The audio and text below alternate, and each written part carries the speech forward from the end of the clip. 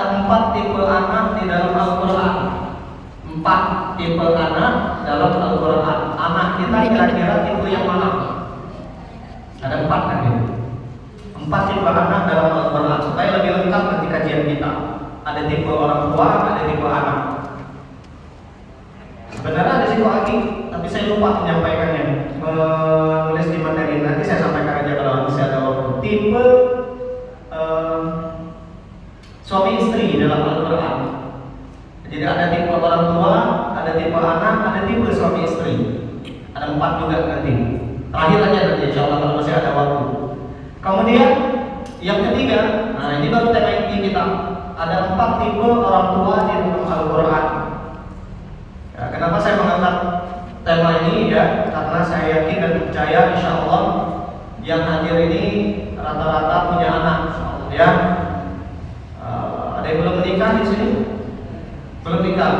Oh, apa lagi yang belum nikah? Oh, belum. Oh, siapa lagi? Oh, orang gue yang apa dia kata? Oh, anak kan ada. Anak diri itu pagi ya. Oke. Berarti yang lain sudah punya anak insya Allah ya. Oke, yang punya anak satu. Oke. Dua. Oh, punya dua. Tiga. Empat. Oh, masya Allah. Lima. Siapa lagi yang lima? Tiga. Enam. Enam. Enam saya. Saya enam. Tujuh.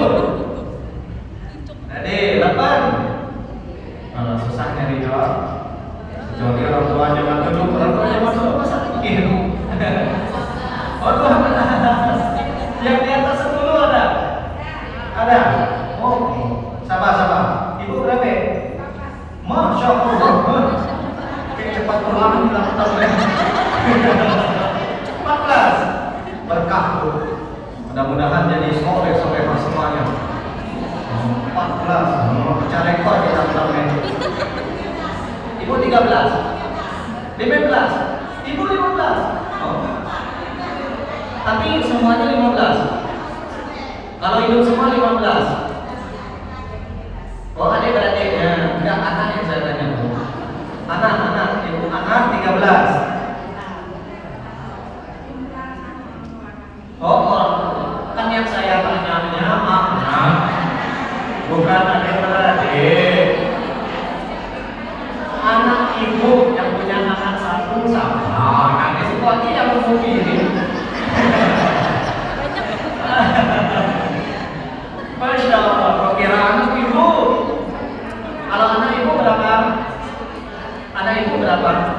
Nah, oh sama kayak saya. Oke. Kalau adik beradik rata-rata banyak kita. Naik saya aja 17. Naik saya. Nah, ada yang kembar macam-macam. Naik saya 17 anak. Cuma yang hidup tinggal 8. Saya sendiri 8 beradik. Oke, nggak apa-apa. Ya, alhamdulillah sore ini banyak yang belum ngopi. Ngopi lu. Oke, lanjut ya. Poin nomor 4. Nah, ini baru ke teknis. Kalau tadi lebih ke konsep, sekarang nomor 4 ini teknis. Ada 4 karakter yang harus kita ajarkan ke anak laki-laki. Yang punya anak laki-laki yang ketenang. Oke, nah ini yang nanti akan kita ajarkan. Apa karakter yang harus kita ajarkan ke anak laki-laki kita? Yang punya anak perempuan ada 4 juga. Angkat tangan yang punya anak perempuan. Oke, masya Allah. Maka sore hari ini, insya Allah materinya sangat bagus ya. Ustaz, anak kami tak besar, tidak ada masalah. Tidak ada istilah terlambat untuk memperbaiki diri. Tidak ada istilah terlambat untuk bertaubat. Selagi nyawa masih dikandung hayat, masih di badan, insya Allah Allah masih memberikan kesempatan bagi kita untuk bertaubat, memperbaiki kesalahan kita. Mungkin dulu kita pernah cuek ke anak kita dan letak pelang, dan pernah mendidiknya, dan pernah memberi nasihat. Pulang dari sini perbaiki semuanya. Karena Allah Subhanahu wa taala telah berfirman di Quran surah Asy-Syams, "Qad aflaha man tazakka apa zakkaha?"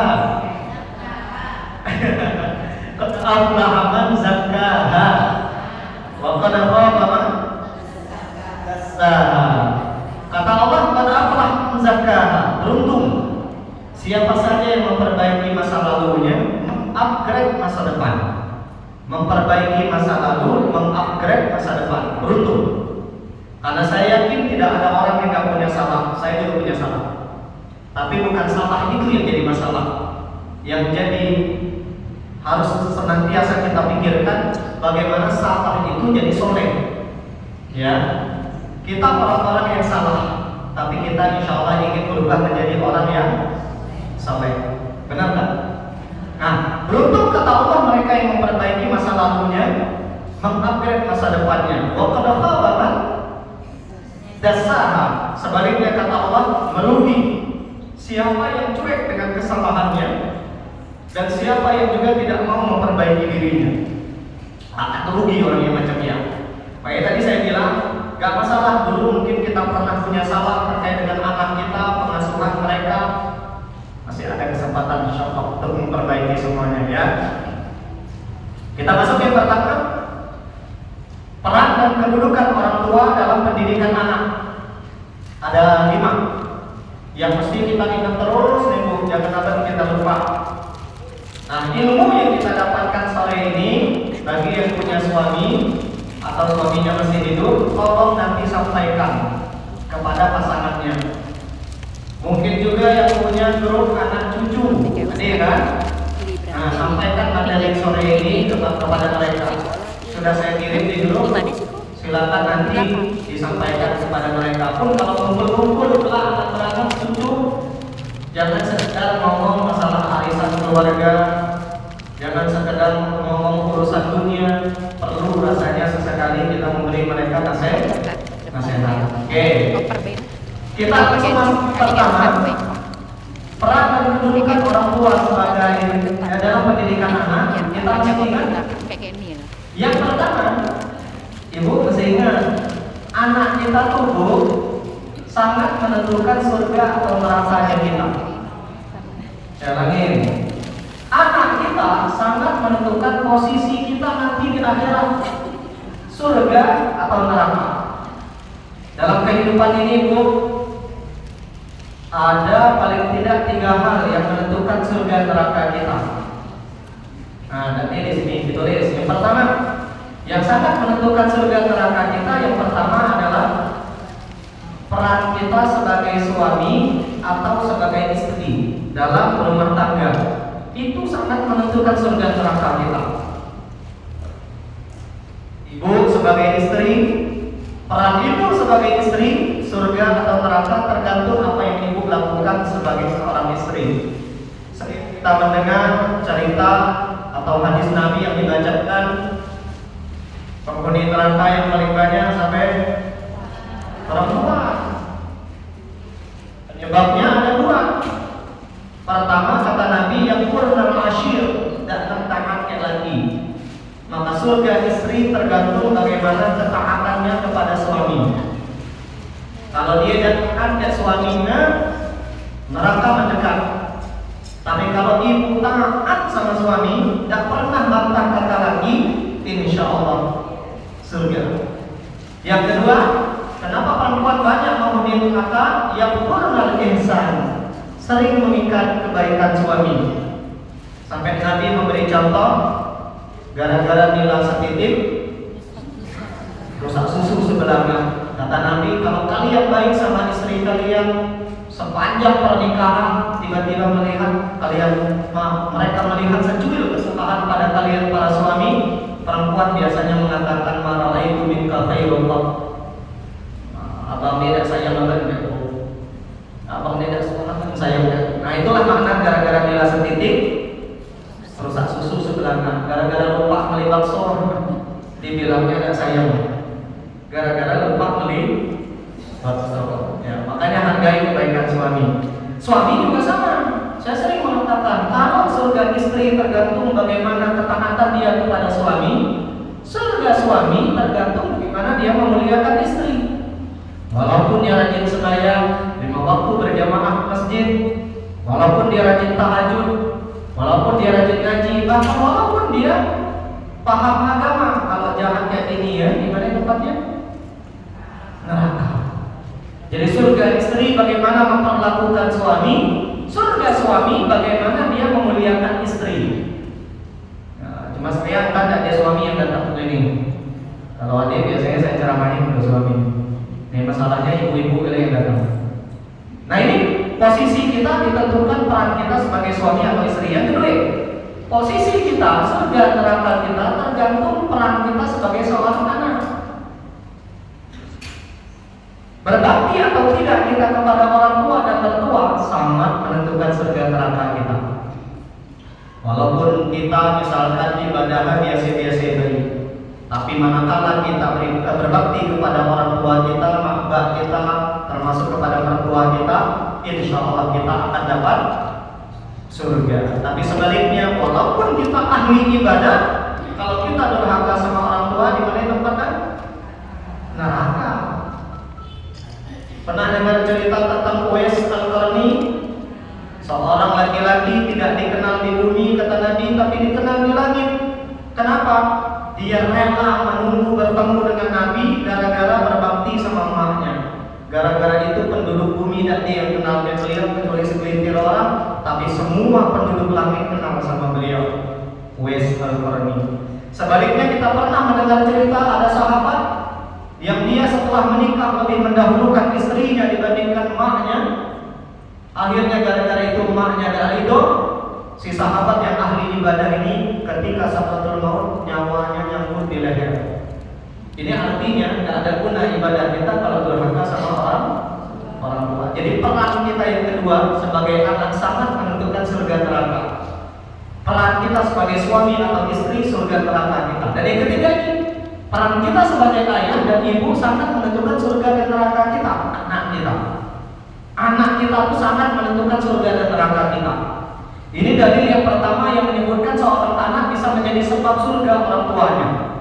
1 dari 3 amal yang tidak pernah terputus, kata Nabi. Yang ketiga, waladun salihun yad'ulah, anak yang soleh yang senantiasa mendoakan orang tuanya. Ibu sering mendoakan orang tua? Berapa kali sehari? 5 kali, paling tidak ya.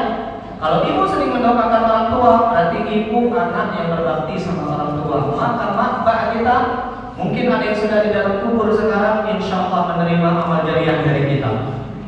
Ya, anak bisa menjadi sebab orang tua masuk surga. Pun kalau anaknya menjadi ahlul Quran, barang siapa kata Nabi punya anak yang baca Quran, mempelajari Al-Quran, mengamalkan Al-Quran, maka orang tuanya akan dipakaikan mahkota dari cahaya yang terangnya seperti terang matahari dan diberikan pakaian yang indah, nilainya lebih mahal daripada dunia beserta isinya. Kalau seorang anak hidup dengan Al-Quran. Jadi kalau kita punya anak, ibu punya anak, baca Quran, mempelajari Quran dan mengamalkan Al-Quran, maka anak kita akan menjadi sebab surga kita. Begitu juga kalau kita punya anak perempuan. Nah ini kabar gembira bagi mereka yang khusus punya anak perempuan. Nabi bersabda, "Man kana lahu thalathu banat", siapa punya 3 anak perempuan. Ada yang punya 3 anak perempuan? Oke, siapa lagi yang punya 3 anak perempuan? Oke, saya juga lebih dari 3 malah. Siapa lagi yang punya anak 3 perempuan? Barang siapa punya 3 anak perempuan, kata Nabi, fasabaru alaihinna, dia bersabar mendidik mereka. Wa at'amahunna wa saqahunna wa kasahunna min jiddati, lalu dia beri mereka makan, beri mereka minum, beri mereka pakaian dari usaha halal mereka, mendidik mereka. Kunna lahu hijaban minan nar yaumil qiyamah, maka 3 anak perempuan ini akan menjadi pelindung orang tuanya dari panasnya siksa api neraka. Jadi surga neraka kita tergantung anak. Anak kita kalau soleh-solehah, maknya insya Allah masuk surga. Tapi hati-hati sebaliknya, anak bisa menjadi sebab orang tua masuk neraka. Hadis riwayat Imam Bukhari dari Ma'qil bin Yasar, Rasulullah SAW bersabda, "Ma min 'abdin yastara'ihu Allahu ra'iyyan", barang siapa yang Allah titipkan amanah, anak amanah bukan, falam yakhudha binushin, lalu dia tidak tunaikan amanahnya, lam yajid raihatal jannah, jangankan masuk surga, kata Nabi, bau surga aja tak akan cium dia. Berarti anak bisa menjadi sebab orang tuanya masuk Saya paling sering dengar ceramah almarhum Kiai Haji Zainuddin MC. Dalam salah satu ceramahnya beliau pernah mengatakan, nanti kata beliau ada riwayat yang beliau ceritakan, di akhirat ada orang tua yang soleh dan solehah. Selangkah kaki masuk surga, tiba-tiba terdengar suara dari anak-anaknya dari neraka. Ya Allah, kata anak-anaknya. Kelak dulu, tunggu ya Allah, kata anak-anaknya. Kenapa kata Allah? Kami minta keadilan. Kenapa kata Allah? Ketika mak bak kami rajin sembahyang, kami anak cucunya dan pernah diingatkan. Ketika mak bak kami wadjus, kami anak pada suah diajak ngaji. Ketika mak bak kami beribadah berbuat kebaikan, kami anak-anaknya tidak dipedulikan. Mereka soleh sendirian. Terus kata Allah, kami minta mereka juga masuk bersama kami dalam neraka. Hanya kayak gitu. Maka jangan soleh sendirian. Pulang dari sini ingatkan anak istri atau suami, ayo, khususnya anak cucu kita. Nah, punya grup keluarga? Punya. Nah, banyak-banyak ngomong. Nah, percuma wajah tak cikar ganteng hendak sembahyang. Percuma duit ikut banyak kalau tidak sembahyang. Itu harus sering. Karena kalau orang tua soleh dan solehah, tapi anak cucunya nggak pernah dia pedulikan, yang macam ini juga akan masuk. Nah, ini yang pertama yang harus saya ingatkan dari kita semua. Peran kita sebagai orang tua, anak kita sangat menentukan surga dan neraka kita. Yang kedua, anak kita itu adalah nikmat yang harus kita syukuri. Yang namanya nikmat harus disyukuri. Quran surah Ibrahim ayat ke-7, lagi syakaratum la azidannakum. Kalau kalian bersyukur, kata Allah, dengan nikmat yang kami berikan, pasti kami akan tambah nikmatnya. Anak kita syukuri, Allah akan tambah anak kita. Bisa jadi yang ditambah bukan kuantitasnya, tapi yang ditambah kualitasnya. Mungkin kita yang tadi punya anak dua cuma dua, dan dia bertambah lagi jadi tinggi.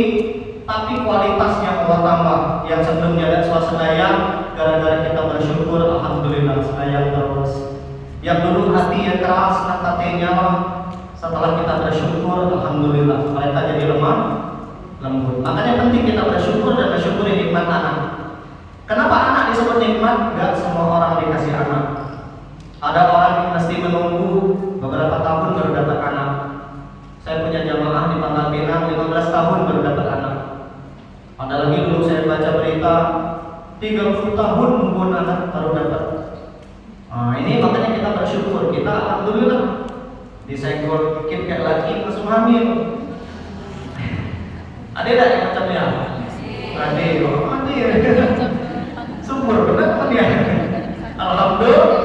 Alhamdulillah. Makanya harus bersyukur dengan nikmat anak. Caranya macam mana? Di antaranya seperti yang kita lakukan sore ini, belajar menjadi orang tua yang baik. Itu cara kita bersyukur dengan nikmat anak. Jangan cuma pandai buat anak, tapi tak pandai mendidik anak. Jangan cuma semangat buat anak, tapi tidak semangat mendidik anak. Buat semangat, buat anak semangat bagi malam Jumat. Ribut, bang langsung hati dan bang.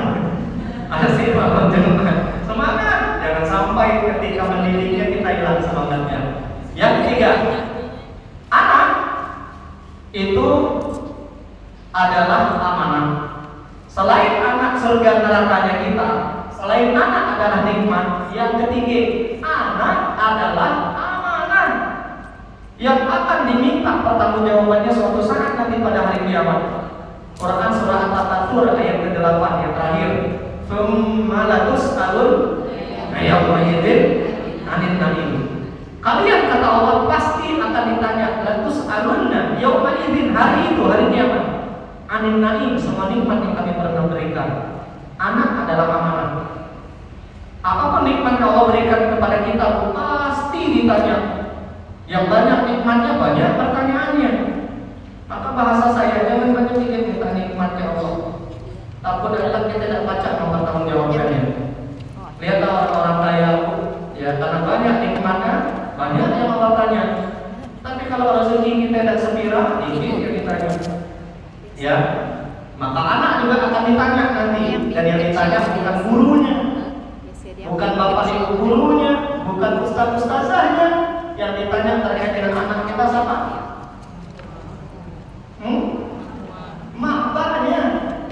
Mana mak baknya? Bukan atok nenek. Mana mak baknya? Itu anak kita. Yang ditanya bukan gurunya, bukan ustazahnya, bukan ustaznya, bukan juga atok neneknya. Tapi yang ditanya mana mak baknya. Bayangkan kalau kita ditanya, kamu ngapain aja sama anak kamu dulu di dunia? Apa jawab ini kan makhluk kita ya Allah. Maka mumpung belum terjadi itu pulang dari sini perbaiki. Ya, insya Allah. Kemudian yang keempat, orang tua yang tidak mendidik anak terancam tidak didoakan oleh anaknya. Ini doa kedua orang tua. Sering kita baca, tapi saya sering salah diterjemahkan.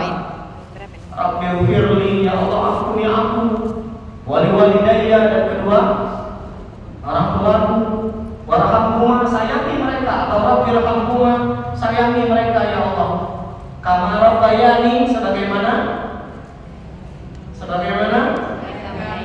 bukan menyayangi, sebagaimana mereka mendidikku di waktu kecil. Kama rahimani kalau menyayangi. Tapi kalimatnya kama rabbayani shaghira, sebagaimana mereka mendidikku di waktu kecil. Maka jangan salah menerjemahkannya. Apa maksud doa ini? Kalau ada orang tua tidak mendidik anaknya di waktu kecil, jangan-jangan yang didoakan oleh anak bukan kita, makbahnya. Kalau anak bisa ngaji, anak kenal Allah, Rasulnya, paham agama, bisa beribadah, bukan gara-gara kita. Jangan-jangan yang didoakan orang lain, bukan kita. Maka ayo, jangan sampai kita tidak mendidik anak kita. Karena orang tua yang tidak mendidik anak tidak akan didoakan oleh anak. Padahal doa anak ini sangat menentukan surga neraka kita, dan sangat kita butuhkan untuk modal kita masuk surga. Ini dalil menjadi motivasi saya kenapa saya pengen punya banyak anak. Kata Rasulullah, inna rajula la turfa'u darajatuhu fil jannah. Nanti kata Nabi ada orang tua derajatnya diangkat di surga, dimuliakan, dimasukkan ke dalam surga. Padahal orang tua ini biasa-biasa saja amal ibadahnya. Dari mana kita tahu? Dari pertanyaan mereka kepada Allah. Anna li hadza, atau orang tua yang ini, kenapa ya Allah kami dimasukkan ke surga? Kenapa derajat kami dinaikkan? Kenapa kami dimuliakan? Itu menunjukkan ibadahnya biasa-biasa saja. Dijawab oleh Allah, bistighfari waladika laka, karena kamu punya anak yang senantiasa mendoakan, memohonkan ampunan. Jangan remeh doa anak tadi. Makanya jangan sampai tidak didoakan anak. Supaya pengen didoakan anak, kalau ingin didoakan oleh anak, maka kita harus mendidik anak kita. Ya. Kalau anaknya satu yang mendoakan. Yang dua tadi, dua. Yang tiga, semakin banyak, semakin besar. Maka yang punya anak satu, dua, pulang dari sini bukan anak lagi. Jadi buka apa mereka? Aku tahu apa mereka. Malah tutup datang nanti. Ada sih cara lain dulu. Kalau pengen didoakan oleh anak, ya bisa dengan cara makan anak, atau bisa dengan cara cari anak yatim jadikan anak asuh. Nah itu nanti doa. Makanya Nabi tidak menggunakan kalimat ibnun. Tengok nih kalimat ini. Waladun dengan ibnun itu beda. Kalau ibnun mesti anak kandung. Tapi Nabi selalu menggunakan kalimat waladun. Tidak mesti anak kandung. Bisa anak biologis, bisa anak ideologis. Ada yang bapak ibu guru, ada yang guru-guru di sini, ibu guru. Anak kita nanti tidak mesti anak kandung. Anak didik kalau dia mendoakan kita, ini amal soleh kita juga.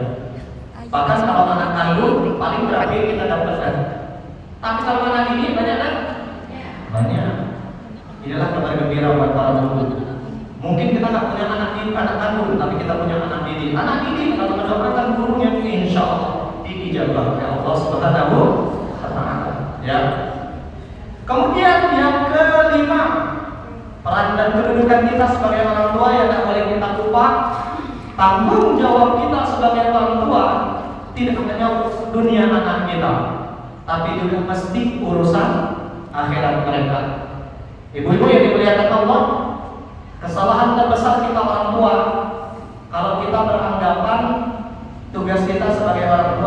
urusan dunia, ini salah tuh. Banyak para ayah, para ibu beranggapan kalau telah ngasih makan, ngasih duitnya anak tadi, kira-kira selesai tugasnya. Demi Allah tidak.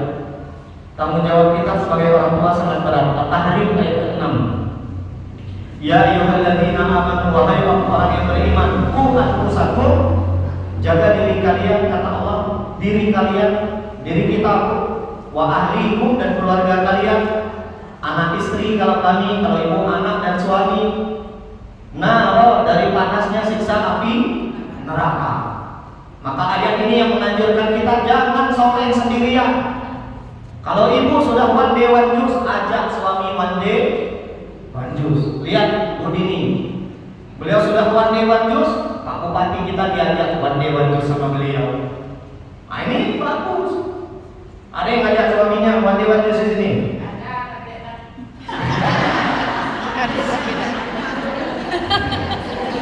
Minimal ngajak maghrib, gak apa-apa. Minimal kita sudah nggak ada. Ya, kalau suami sendiri datang, ajak suami orang.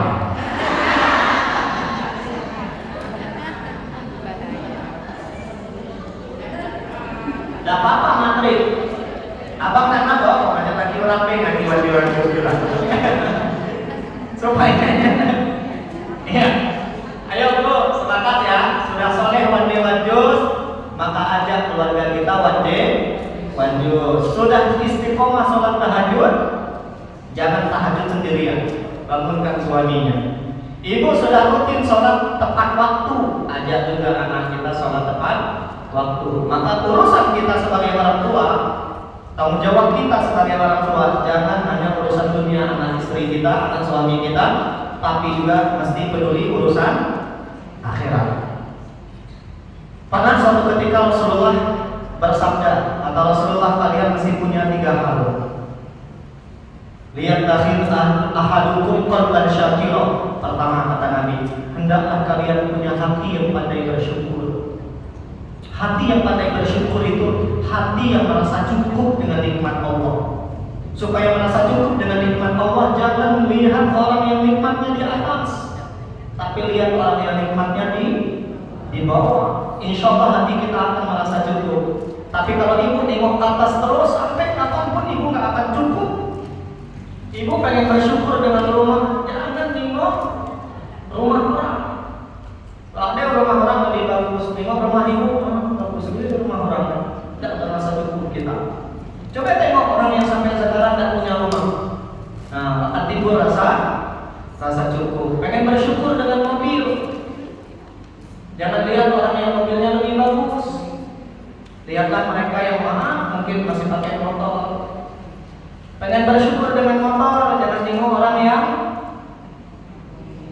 yang bermobil. Lihatlah mereka yang kemana-mana lagi numpang kayak orang. Macam dia cara bersyukur. Begitu juga kalau pengen bersyukur sama suami, jangan tengok laki orang. Tiap kali ibu tengok laki orang tak bersyukur ibu. Oh iya gampang kok laki orang. Ayo. Tapi tengoklah mereka yang sampai sekarang tak pulang dari. Kita walaupun macam ini, alhamdulillah. Nah itu ya. Oke, kita masuk poin nomor 2. 4 tipe anak dalam Al-Quran. Kalau tadi tanggung jawab kita dalam pendidikan anak, sekarang kita masuk tema inti yang kedua. 4 tipe anak yang Allah sebutkan di dalam Al-Quran. Silakan nanti dinilai anak kita masuk tipe yang mana. Tipe yang pertama, anak qurrata a'yun namanya. Qurrata a'yun. Tidak diharapkan. Qurrata a'yun. Penyejuk mata, penentram jiwa. Anak yang kedua, zinatun, perhiasan. Anak perhiasan bagi orang tuanya. Yang ketiga, fitnatun, anak yang menjadi ujian bagi orang tuanya. Ujian. Yang keempat, aduun, ada anak yang menjadi musuh bagi orang tuanya. Saya ulangin, qurrata a'yun, penyejuk mata, penentram jiwa. Inilah anak-anak yang didambakan oleh orang-orang beriman. Anak yang kedua zinatun, anak yang dijadikan tidak ubahnya seperti perhiasan.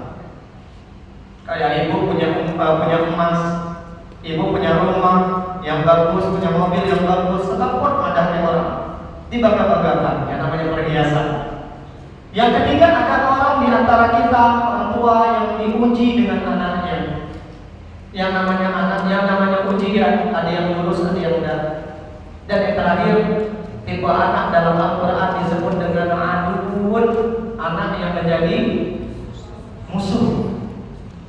Ada orang tua yang tiap hari dikelahi ke anaknya, dibuat susah sama anaknya. Bahkan ada orang tua yang anaknya menghalangi dia berbuat kebaikan, itu musuh. Kita masuk dalil-dalilnya. Tipe anak yang pertama, anak qurrata a'yun. Inilah anak-anak yang didambakan orang beriman di Al-Furqan ayat 74. Nah, ini ayatnya. Sering kita baca doa ini, Rabbana, wahai Allah Tuhan kami, habalana, karuniakan kepada kami, min azwajina, pasangan. Kalau kami istri, istri berarti suami. Wa dzurriyyatina, dan anak cucu kami, keturunan kami, qurrata a'yun, penyejuk mata, penenteram jiwa. Kita minta sama Allah menjadikan suami kita atau istri kami, ya Allah jadikan mereka penyejuk mata, penenteram jiwa. Suami yang soleh, istri yang solehah. Suami yang bertanggung jawab, istri yang taat sama suaminya. Begitu juga tolong jadikan anak cucu kami penyejuk mata, penenteram jiwa, qurrata a'yun. Dan tidak berhenti di situ, Bu. Wa ja'alna lil muttaqina imama. Jadikan kami orang bertakwa dan membaca kamilah pemimpin orang bertakwa, yang mengimami orang-orang bertakwa, yang mengajak orang-orang bertakwa berbuat kebaikan. Nah, ini doanya dahsyat. Inilah anak qurrata a'yun yang didambakan, didoakan oleh orang-orang beriman. Doa kedua yang tidak boleh lepas dalam munajat kita kepada Allah. Setelah doa orang tua, doa berikutnya ini yang saya tidak pernah lupa. 5 kali sering saya baca ini. Rabbana hab lana min azwajina wa dzurriyyatina qurrata a'yun waj'alna lil muttaqina imama. Ustaz, anak-anak qurrata a'yun itu anak-anak yang macam mana? Yang dia beribadah tanpa perlu kita suruh, yang dia berbakti kepada orang tuanya, yang dia mendoakan orang tuanya, yang bermanfaat bagi agama, bangsa dan negara. Inilah anak-anak qurrata a'yun yang dia ngaji tanpa perlu kita suruh ngaji. Anak-anak yang membanggakan orang tuanya dunia akhirat. Kata Ustaz Nasir, kalau ibu punya anak qurrata a'yun, banyak-banyak bersyukur. Dan semua yang orang diberi anak qurrata a'yun ini, ya. Tipe anak yang kedua, zinatun, anak yang menjadi perhiasan bagi orang tuanya. Quran surah Al-Kahfi ayat 46. Al-malu wal banun, harta dan anak, kata Allah, zinatul hayatid dunia, perhiasan dunia, anak dan harta dan anak, perhiasan dunia. Kayak harta dibangga-banggakan, perhiasan dibangga-banggakan, anak juga sama. Itu kadang kita menjadikan anak kita seperti perhiasan. Dia jadi tentara, lulus, wisuda, dan setahun kita padahal orang dibangga-banggakan, ya. Boleh nggak Ustaz membangga-banggakan anak, kasih tahu ke orang lain? Tergantung niat. Kalau niatnya memotivasi orang, boleh. Niatnya supaya orang lain punya anak yang bermanfaat, punya anak yang hebat kayak kita, niatnya dakwah, boleh. Tapi kalau niatnya riya, dosa, tidak boleh. Jadi menjadikan anak sebagai perhiasan tergantung niat. Ya, jaga niatnya. Kalaupun update status tentang anak, bismillah. Mulai dengan bismillahirrahmanirrahim. Jangan sampai salah niat. Niatnya supaya orang lain punya anak. Misal anak kita di wisuda Al-Quran, boleh kita update status supaya orang lain termotivasi agar anaknya dididik dengan Al-Quran. Yang ketiga, tipe anak dalam Al-Quran, anak yang disebut dengan fitnatun, ujian. Dalilnya Al-Anfal ayat 28. Allah Subhanahu wa taala berfirman, "Wa'lamu," ketahuilah kata Allah, "annama amwalukum," harta kalian, sesungguhnya harta kalian, "wa auladukum," anak-anak kalian, fitnah, ujian bagi kalian. Fitnah bahasa Arab bukan untuk orang tanpa bukti. Fitnah bahasa Arab ujian. Ada orang sebelum punya anak masih sempat belajar, masih sempat ngaji, masih sempat tahajud, tapi setelah dikasih anak ada suami, itu berarti dia tidak lulus ujian anak. Ya, sama seperti harta. Harta itu ujian itu. Ada orang sebelum dikasih kekayaan masih sempat dia berbuat kebaikan. Setelah dikasih kekayaan tidak pernah lagi. Kita ini Bu, lulus ujian miskinan, tapi sedikit yang lulus ujian kekayaan. Makanya ayo ya, kalau diuji oleh Allah dengan harta dan anak, mesti dekati Allah supaya kita lulus. Terakhir, ada anak yang disebut dengan aduun, musuh. Dalilnya At-Taghabun ayat 14.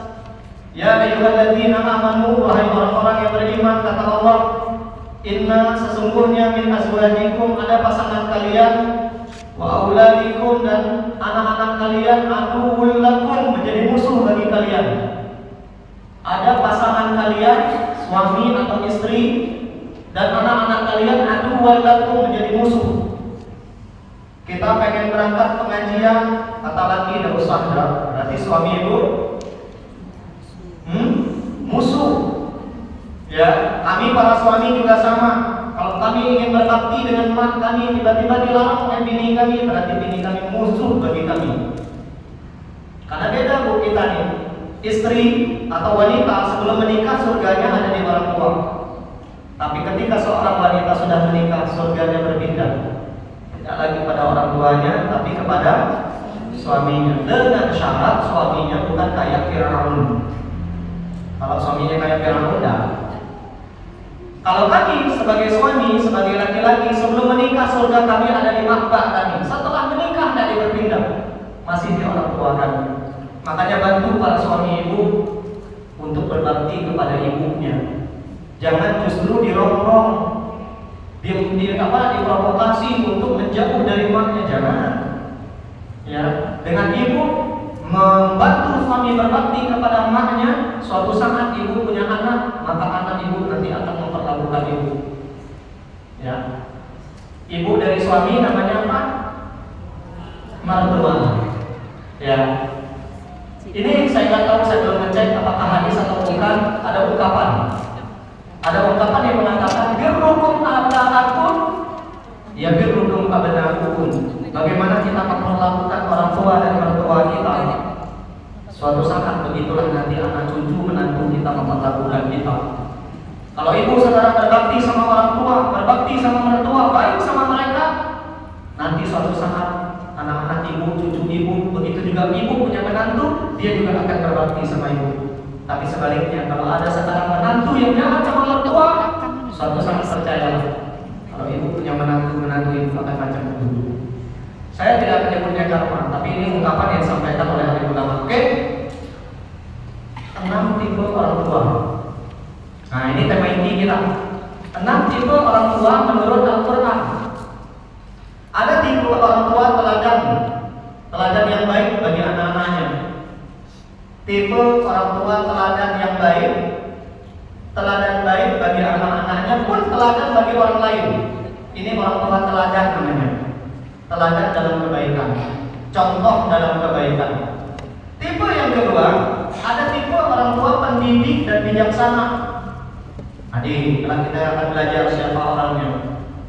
Yang ketiga, ada tipe orang tua yang visioner, yang memikirkan nasib anaknya tidak cuma di dunia, tapi juga memikirkan nasib anaknya nanti di akhirat. Yang tidak hanya memikirkan nasib anaknya saat dia masih hidup, tapi juga memikirkan nasib anaknya saat mereka sebagai orang tua sudah meninggal. Visioner, mikir jauh ke depan. Visioner itu artinya memikirkan tidak hanya sekarang, visi-misinya jauh, visi kebaikannya. Yang keempat, ada tipe orang tua pelindung yang tak mau anaknya susah, tak mau anaknya celaka, tak mau anaknya tidak hebat, tipe pelindung. Nanti ada contohnya, dalilnya lengkap. Yang kelima, ini konotasi yang negatif. Tipe orang tua teladan buruk, atau maaf, orang tua yang gagal mendidik anak. Tapi sebenarnya orang tuanya tidak salah, memang dasar anaknya bebel. Nah, ini orang tua yang gagal mendidik anak. Nanti contohnya seorang nabi. Yang terakhir, ada tipe orang tua teladan buruk, baik bagi anaknya pun bagi orang lain. Nah, ini 6 tipe orang tua menurut Al-Quran. Kita masuk tipe yang pertama, tipe orang tua teladan kebaikan. Siapa? Ada 2 orang. Pertama adalah Nabi Ibrahim. Nah, dalilnya mana Ustaz? Al-Baqarah 132. Wa wassa biha Ibrahim banihi wa Ya'qub. Nabi Ibrahim ya berwasiat kepada anaknya. Pun Nabi Ya'qub juga berwasiat kepada anaknya. Apa wasiatnya? Ya baniya innallaha astafa lakumuddin. Nah, Allah telah memilih agama ini bagi kalian. Fala tamutunna illa wa antum muslimun. Jangan kalian meninggal kecuali dalam keadaan bersalah diri. Nabi Ibrahim ini orang tua teladan dalam Al-Quran. Di dalam Al-Quran selain Nabi Muhammad, orang yang harus kita jadikan contoh Nabi Ibrahim. Al-Mumtahanah ayat 4. Qad kanat lakum uswatun hasanatun fi Ibrahim wal ladzina ma'ah. Kata Allah telah terdapat pada diri Nabi Ibrahim dan orang-orang yang bersamanya uswatun hasanah, contoh yang baik bagi kalian, khususnya terkait dalam kehidupan rumah tangga dan pendidikan anak. Jadi orang tua teladan ini adalah Nabi Ibrahim yang harus kita jadikan contoh. Dipertegas di Quran surah Ali Imran ayat 33-34. Innallaha astafa Adam. Allah telah memilih Nabi Adam, wa Nuh dan Nabi Nuh, wa ala Ibrahim dan keluarga Ibrahim, wa ala Imran alal alamin dan keluarga Imran. Nah, ini Nabi Ibrahim. 4 orang terbaik menurut Allah di dalam Al-Quran. Pertama Nabi Adam, kedua Nabi Nuh, Nabi Ibrahim dan keluarga Imran. Kenapa 4 orang ini harus kita jadikan teladan? Karena ini orang tua yang baik. Hanya saja bedanya, Nabi Adam dan Nabi Nuh tidak disebut keluarga dalam ayat tadi. Hanya disebut Adam dan Nuh. Alasannya ada 2. Adam tidak disebut keluarga Adam karena Nabi Adam itu anaknya Qabil menjadi pembunuh. Qabil pembunuh pertama di muka bumi. Maka keluarga Nabi Adam itu tidak dijadikan contoh dalam keluarga, hanya dijadikan contoh dalam orang tua saja. Nah, dalam sernya saja. Nabi Nuh juga sama. Beliau gagal menjadi seorang ayah karena anaknya Kan'an ikut diangkat oleh Allah dalam banjir besar. Yang disebut keluarga cuma 2. Keluarga Ibrahim, keluarga Imran. Karena syarat sebuah keluarga itu disebut keluarga yang baik. Hanya ibu mau menilai keluarga itu keluarga baik atau tidak. Ada 3 syarat keluarga yang baik. Dan itu ada pada Nabi Ibrahim, keluarga Ibrahim, dan ada pada keluarga Imran. Pertama, yang namanya keluarga yang baik, dia mesti punya pasangan yang soleh atau soleha. Suami istri mesti soleh dan soleha. Nabi Ibrahim, istrinya soleha, Hajar dan Salah. Imran, istrinya karena wanita yang soleha. Yang kedua, syarat keluarga yang baik, punya anak yang soleh dan soleha. Nabi Ibrahim punya Ismail dan Ishak. Imran punya anak namanya Maryam, wanita yang soleha. Syarat yang ketiga, keluarga yang terbaik itu punya cucu yang soleh dan soleha. Ibrahim punya cucu, Yakub punya cucu, punya anak satu namanya Yusuf. Yusuf itu cincinnya Nabi Ibrahim. Semuanya orang soleh. Imran punya anak namanya Maryam. Maryam punya anak namanya Isa. Maka 3 syarat keluarga yang baik: punya pasangan yang baik, punya anak yang baik, punya cucu yang baik. Kalau ibu punya 3 ini, layak kita menyebut kita keluarga yang baik. Tapi kalau kita masih kurang salah satunya, ibu sudah soleha, tapi suami masih toleh misalkan, belum soleh, masih toleh. Nah, itu belum keluarga yang baik. Atau orang tuanya sudah soleha, anak kita masih belum soleha, belum kita disebut keluarga yang baik. Nabi Ibrahim kenapa diminta kita contoh beliau dan ini orang tua teladan karena namanya lebih banyak disebut dari Nabi Muhammad. Nabi Muhammad cuma 4 kali dalam Al-Quran. Nabi Ibrahim 61 kali namanya disebut dalam Al-Quran. Gelarnya juga banyak. Nah, ini 4 rahasia Nabi Ibrahim dalam mendidik anak. Pertama, Nabi Ibrahim selalu mendoakan anak-anak. Nabi Ibrahim mendidik anaknya sendiri, bukan orang lain. Nabi Ibrahim itu di samping Nabi, beliau juga punya keluarga. Beliau bekerja. Pekerjaan Nabi Ibrahim itu jualan baju, konveksi. Tapi terlepas daripada itu, beliau tidak menyerahkan pendidikan anaknya ke orang lain. Beliau sendiri yang mendidik anaknya. Yang kedua, Nabi Ibrahim senantiasa mendoakan anak-anaknya. Setiap beliau bermunajat, tidak pernah beliau lupa mendoakan anaknya. Kita kapan mendoakan anak saat anak bermasalah. Mana anak ada masalah lupa kita mendoakan mereka. Maka belajar dari Nabi Ibrahim. Yang ketiga, Nabi Ibrahim menafkahi anaknya dengan rezeki yang halal. Karena rezeki yang halal akan melahirkan amal soleh, rezeki yang haram akan menghasilkan amal yang maksiat. Dan yang terakhir, Nabi Ibrahim memilih lingkungan terbaik bagi anak-anaknya. Yang kedua, orang tua teladan dalam Al-Quran itu Imran. Imran itu kenapa menjadi orang tua teladan? Imran ini punya istri namanya Hana. Imran lebih dulu meninggal. Jadi saat istrinya hamil, Hana itu sudah bernazar. Apa nazarnya? Ini ada di Quran surah Ali Imran ayat 35. Itu qalat imra'atu Imran, ketika istri Imran berkata, Rabbi, wahai Allah, ini nazartu laka ma fi batni muharram. Ya Allah, aku bernazar anakku ini nanti kalau lahir akan menjadi kita nyebutnya marbot masjid. Ya, marbot masjid yang akan berkhidmat kepada rumah ibadahmu. Muharram itu ya kalau diterjemahkan marbot bagi orang jadi keren kan?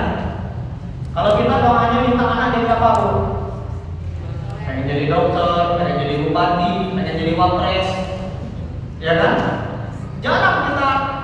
Siapa yang pernah mendoakan ya Allah jadikan anak saya ustaz ustazah? Tenang. Selain ibu siapa?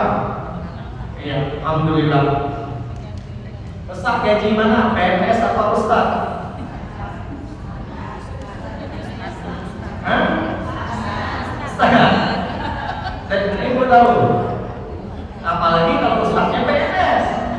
Double gajinya. Ibu jangan kira ustaz miskin. Kaya insyaallah ya. Maka berdoa ya. Nah ini menariknya. Imran punya istri Hana namanya. Dia bernazar anaknya yang bernama Maryam tadi, walaupun beliau tahu jenis kelaminnya. Minta ya Allah aku bernazar nanti kalau anakku lahir dia akan berkhidmat di rumah ibadahmu. Kalau kita nyebutnya marbot, jarang orang tua punya visi macam dia. Ini mikirnya akhirat. Kebanyakan kita mendoakan anak kita sukses urusan dunia, tapi tidak dengan Hana. Dia minta anaknya sukses dalam urusan akhirat. Maka ini teladan bagi kita. Yang kedua, tipe orang tua dalam Al-Quran, orang tua pendidik dan bijaksana. Siapa namanya? Luqmanul Hakim. Ya, Luqmanul Hakim ini itu tipe orang tua yang mendidik, peduli pendidikan anak. Itu diabadikan di Quran surah Luqman ayat 12 sampai 19. Walaupun ataina Luqman al-hikmah, kami kata Allah telah memberikan Luqman al-hikmah, kebijaksanaan. Dari itulah beliau mendidik anaknya. Kita ini hanya pandai buat anak tadi, tapi tak pandai mendidik anak. Kalaupun mendidik anak, kadang kita tidak bijaksana dalam mendidiknya. Mendidik dengan kasar, mendidik dengan keras. Ya, padahal yang dituntut bukan mendidik dengan keras, mendidik dengan tegas. Keras dan tegas beda. Ustaz, di mana letak keras dan tegas? Intonasinya aja beda. Kalau keras itu pasti intonasinya tinggi, tapi kalau tegas tidak mesti tinggi. Kakak sudah habis waktu main HP-nya. Sesuai kesepakatan kita 1 jam dan ambil HP-nya. Tidak perlu teriak-teriak, itu tegas. Tapi kalau keras, mata penceram. Oke, lanjut. Yang ketiga, tipe orang tua dalam Al-Quran tipe visioner, Nabi Yakub. Beliau bertanya kepada anaknya, "Antum syuhada? Apakah kalian kata Allah menyaksikan idh hadara Yaqub al-maut ketika Nabi Yakub akan datang tanda-tanda kematiannya?" Idh qala li banihi, ketika beliau bertanya ke anak-anaknya yang 12, Satu di antaranya Nabi Yusuf. Apa pertanyaan beliau kepada anaknya? Nah, mata itu Nabi Ba'di. Kalau ayah nanti dan kaki di muka bumi ini, apa yang kalian sembah? Beliau takut anak-anaknya tidak menyembah Allah setelah kematian beliau. Khawatir. Nah, ini orang tua yang benar-benar memikirkan nasib anaknya, tidak hanya urusan dunia. Ibu pernah ada nanya macam ya kan? Nah, kalau emak nanti tinggal kita lagi sembahyang beda. Pernah tanya sama itu kemana? Yang belum pulang dari sini tanya. Ya, paling anak-anak kita heran nanti apa emak nanya macam ya? Jangan-jangan kita mati deh. Ibu-ibu yang dimuliakan Allah, ini orang tua yang visioner. Maka saya juga mengajak kita, ayo jangan hanya peduli yang sekarang saja nasib anak, pikirkan akhirat mereka. Ya, ini visioner. Kemudian ada tipe yang kelima, tipe orang yang keempat, ya sorry, orang tua yang khawatir keselamatan anaknya. Nabi Musa, ibunya. Saat Fir'aun hidup, Fir'aun Ramses II ya, yang hidup satu zaman dengan Musa. Dia saat itu bermimpi melihat ada bayi laki-laki meruntuhkan kekuasaannya. Maka dia setelah bangun membuat keputusan semua bayi laki-laki wajib dibunuh. Qadarullah ibunya Nabi Musa melahirkan anak laki-laki Nabi Musa. Akhirnya Allah berfirman kepada beliau, wa auhayna ila ummi Musa. Kami wahyukan kepada ibunya Nabi Musa, an-tardi'ihi, supaya ibunya menyusukan Nabi Musa. Fa idza khifti 'alaihi, kalau kamu khawatir kata Allah dengan nasib Nabi Musa, fa'alqihi fil yam, hanyutkan dia di sungai. Nah, ini luar biasa, udah masuk di akal kita. Khawatir dengan anak malah disuruh nganyutin anak ke sungai. Tapi begitulah takdir Allah. Takdir Allah itu terkadang tidak sesuai logika kita. Logika kita jangan dikasih musibah. Logika kita, akal kita tak mau dikasih perceraian. Tapi menurut Allah itulah yang terbaik. Jadi takdir Allah itu maha indah. Kita tak dikasih penyakit, tapi bisa jadi dengan penyakit itu ada beribu banyak dosa kita digugurkan. Itu logika Allah, beda dengan logika kita. Beliau khawatir dengan nasib Nabi Musa, malah disuruh menghanyutkan Nabi Musa di dalam sungai, di atas sungai. Wala takhafi wala tahzani, jangan takut dan jangan bersedih, kata Allah kepada ibunya Nabi Musa, inna radduhu ilaiki, kami akan kembalikan Nabi Musa. Qadarullah, di mana tinggalnya Nabi Musa? Setelah dihanyutkan, kemana larinya? Istana Fir'aun. Khawatir dengan Fir'aun, malah diasuh oleh Fir'aun. Yang mengasuhnya siapa? Siti Asia. Makanya Siti Asia nggak punya anak, tapi dia mampu menjadikan anak orang lain orang hebat. Ini dia orang.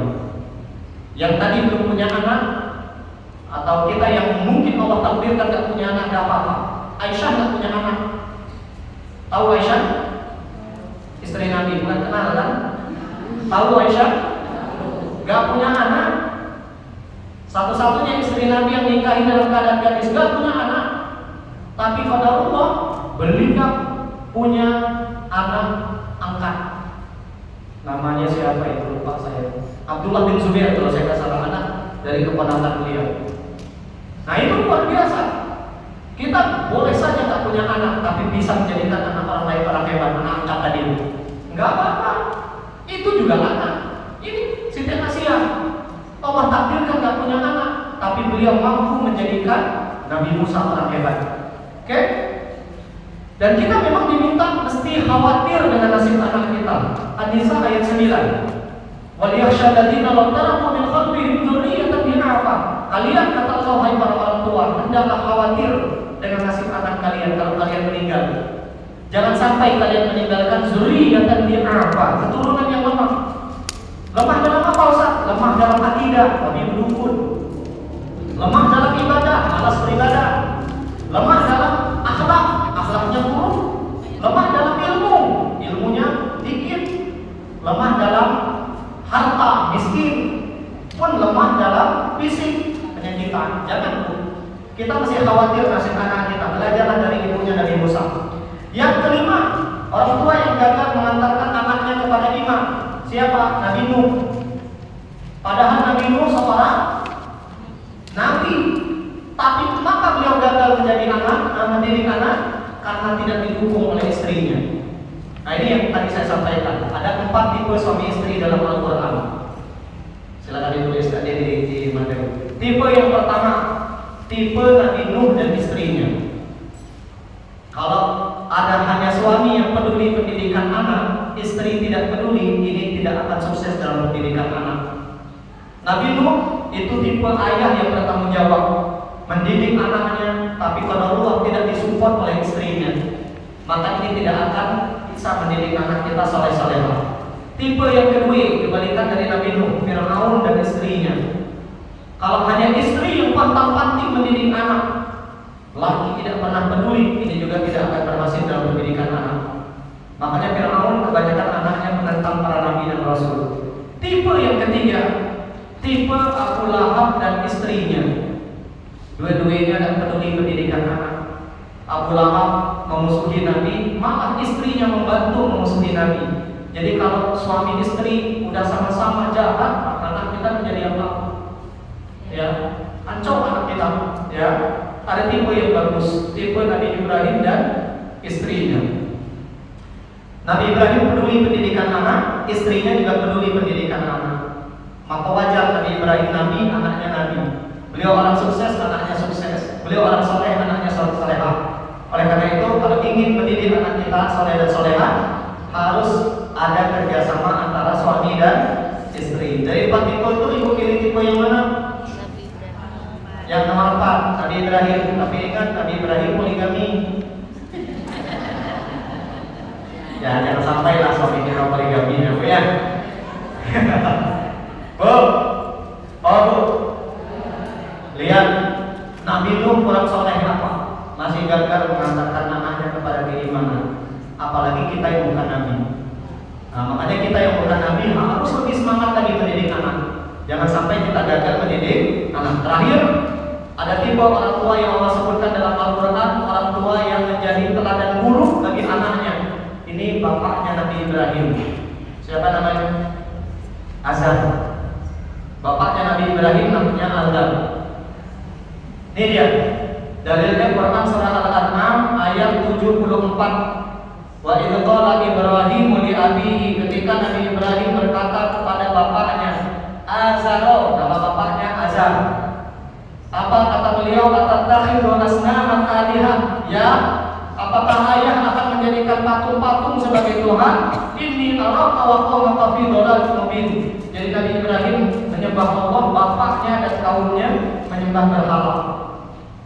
Ini orang tua yang teladan buruk bagi anaknya, teladan buruk bagi orang lain. Pada Allah, tapi Nabi Ibrahim tidak terpengaruh.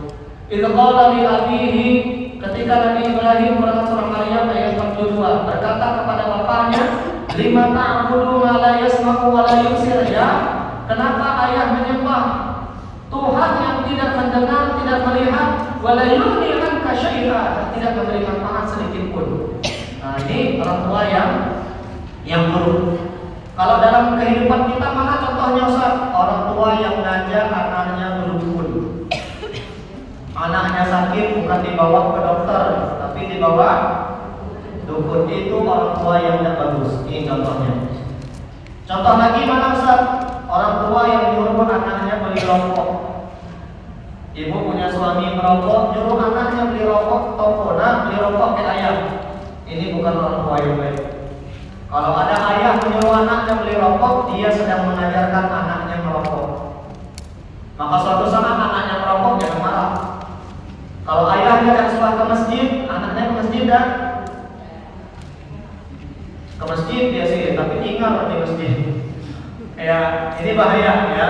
Bapak Ibu yang melihat nomor terakhir, kita masuk 4 karakter pendidikan anak laki-laki. Yang punya anak laki-laki, ajarkan 4 karakter ini, 4 sifat wajib Nabi.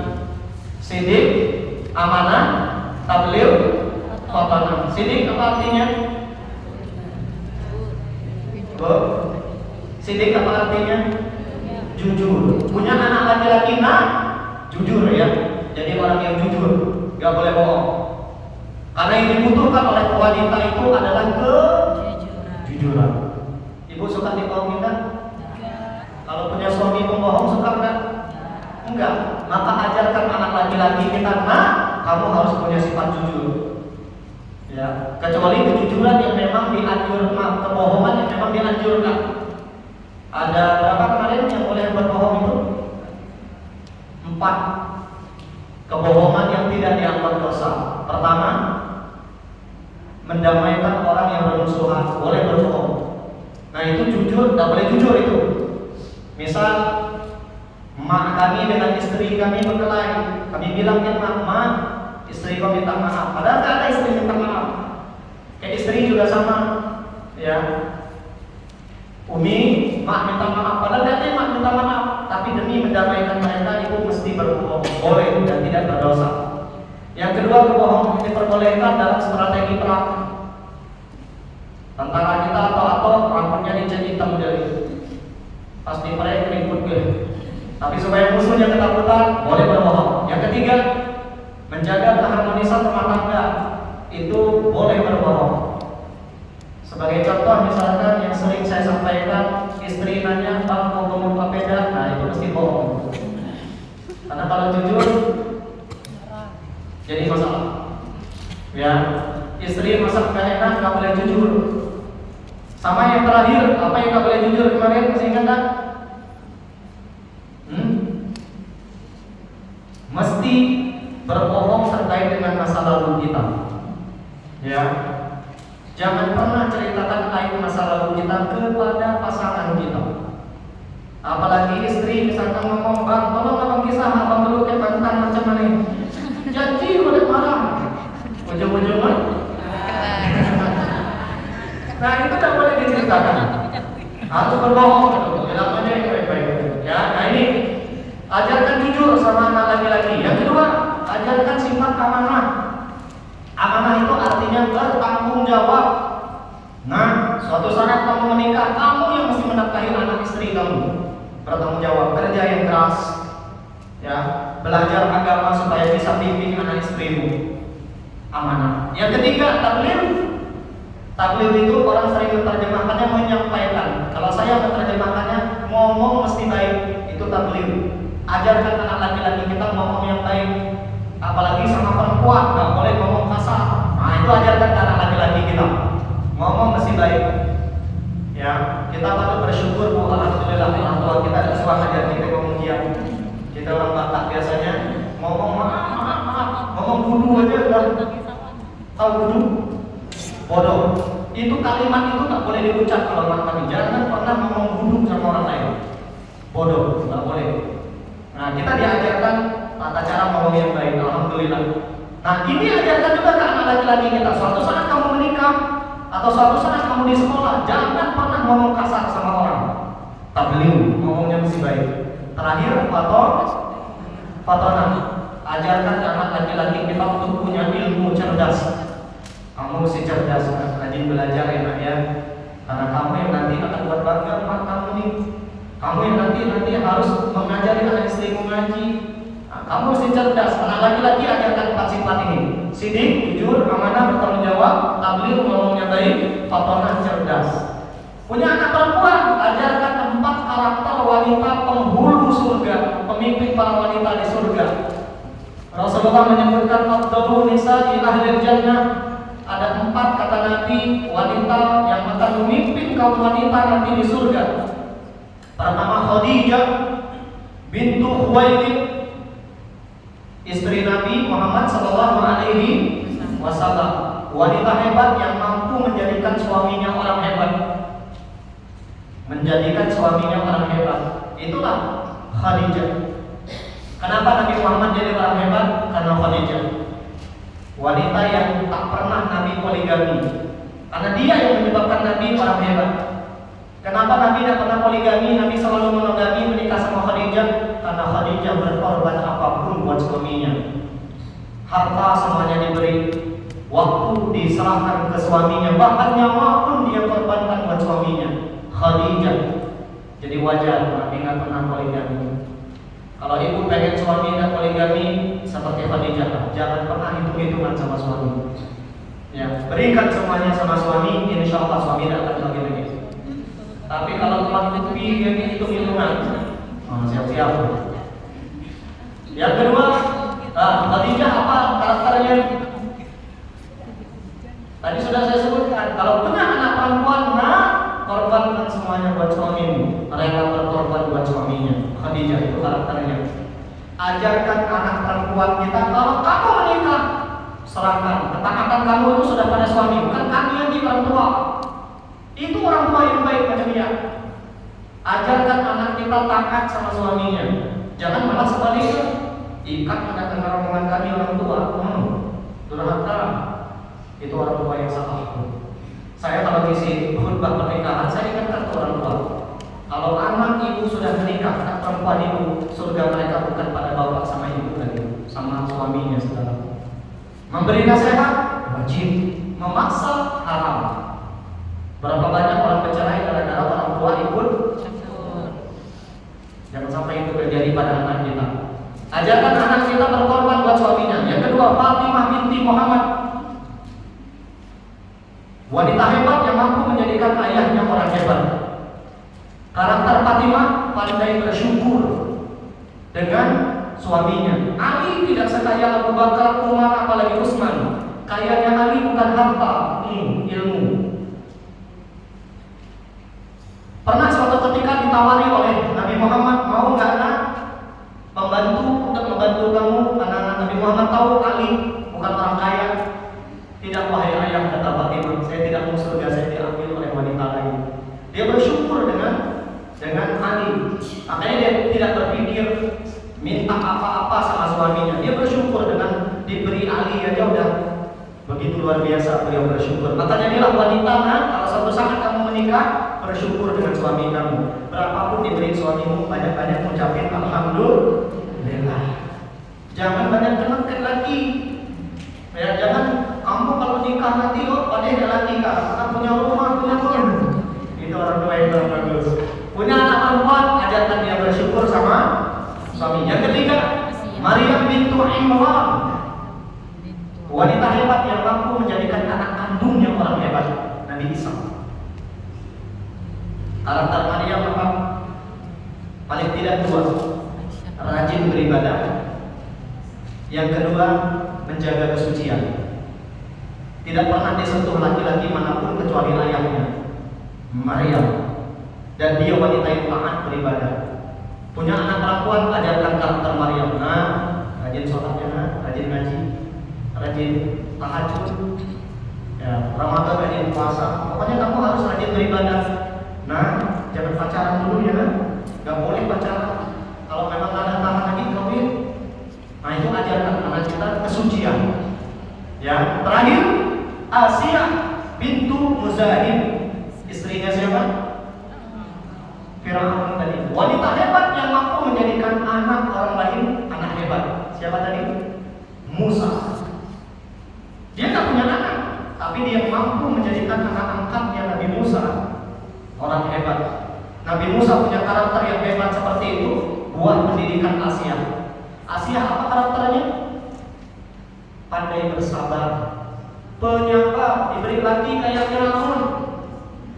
Tidak pernah kita dengar dia menggugat cerai Firaun ke pengadilan agama Mesir. Saking sabarnya. Suami ibu kayak Firaun kan? Jahat Firaun apa jahat suami ibu walaupun dia jahat? Harusnya ibu mesti bisa bersabar. Ya, dia menjadikan kezaliman Firaun jalan dia masuk surga.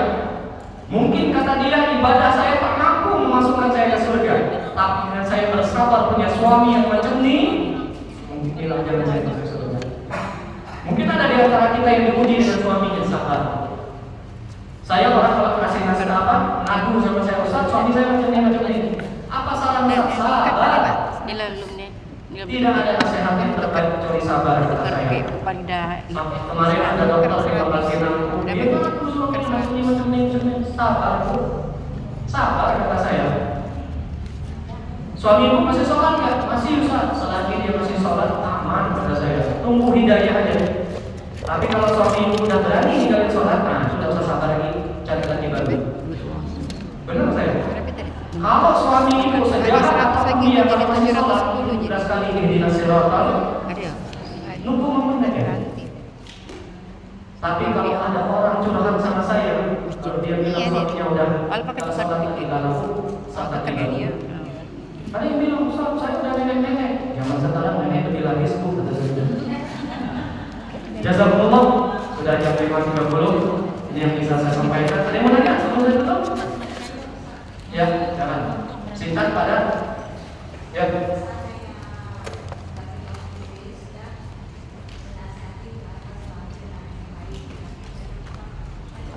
Ya. Tugas kita hanya memberi nasihat, bukan memaksa orang untuk mengikuti nasihat kita. Hidayah itu milik Allah. Jadi kalau kita sudah serahkan, sudah nasehatin anak sama suami lagi macam jalan, minimal hari kiamat kita tidak akan ditanya oleh Allah lagi. Yang ikut alhamdulillah, tidak pun bukan urusan kita. Pun, saya sering mengajarkan kita berkali-kali, jangan fokus pada hasil, tapi fokuslah pada proses. Kalau fokus pada hasil, Nabi Nuh tadi contohnya, beliau mungkin gagal mendidik anaknya, tapi di hadapan Allah beliau sudah berjuang sekuat tenaga. Tapi pada Allah, ya Allah takdirkan anak itu diazab. Fokus pada hasil, proses tadi. Fokus pada proses, jangan fokus pada hasil. Sama kayak kita sekarang. Jangan pernah pikirkan mau masuk surga atau neraka. Biarlah Allah itu. Fokus memperbaiki amal, fokus belajar mengikhlaskan amal dan belajar memperbaiki ibadah kita, agama kita. Selebihnya biar Allah yang nanti menentukan. Kita didik anak kita, mereka mendidik ahlul Quran atau tidak, soleh-soleh atau tidak, dan usaha jadi beban pikiran kita. Paling tidak di hadapan Allah kita sudah beramal dengan nasihat kita. Suami juga sama. Kami para suami juga saya sering bilang buat para suami, didik istri kita. Kita tangan usah, minimal hari kiamat kita selamat. Yang jadi masalah sudah istri macam dia, sudah laki macam dia, kita tidak peduli. Macam dia. Ya, kita tutup dengan atas alhamdulillah. Alhamdulillahirabbil alamin. Doa kafaratul majelis. Subhanallahumma wa bihamdika asyhadu an la ilaha illa anta astaghfiruka wa atubu ilaik. Semoga Allah jadikan suami kita semua suami yang soleh. Ibu kita semua mudah-mudahan menjadi istri yang soleha. Mudah-mudahan menjadi ibu yang bertanggung jawab, orang tua yang baik, dan kita doakan juga mudah-mudahan anak cucu kita soleha. Dan tentu doa kita mudah-mudahan kita masuk surga sekeluarga. Amin ya rabbal alamin. Wallahu a'lam bishawab. Billahi taufiq wal hidayah. Wassalamualaikum warahmatullahi wabarakatuh. Waalaikumsalam.